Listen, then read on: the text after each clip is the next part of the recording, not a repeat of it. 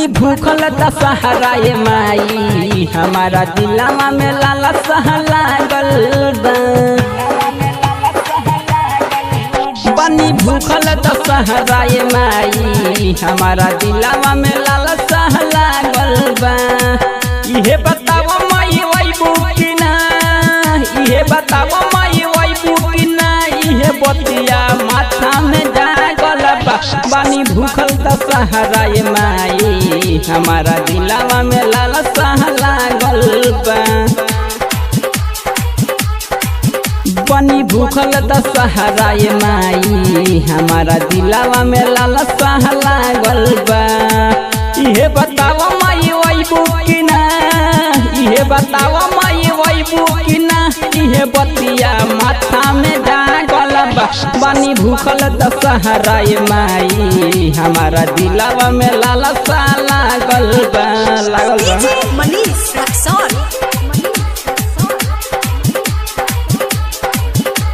सिर पर सवारी होके माई शेरावाली ओई तू मोर नगरी हो। सीनावा पर कलसा बारी के दियोरी करिले माई अरजी हो। माथावा पर हाथ रख दे तू माई अपना छोट बेटा के। एतने सकीर पाह कर तू माई नहीं जरूरत नेता के। ऐसे ना होके खुशी मन में लाके, ऐसे ना होके खुशी मन में लाके माथा में सुनी न जागल बा। बनी भूखल दशहरा ये माई हमारा दिलवा में लालसा लागल बा।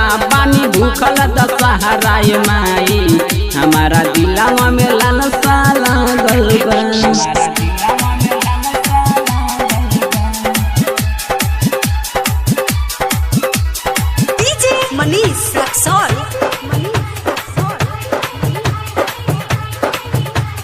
करिले माई दिल से पूजाई मन के बात मोरा रख दे तू। कहेल जी त खुशी हो जाइब ए माई जब घर आई तू।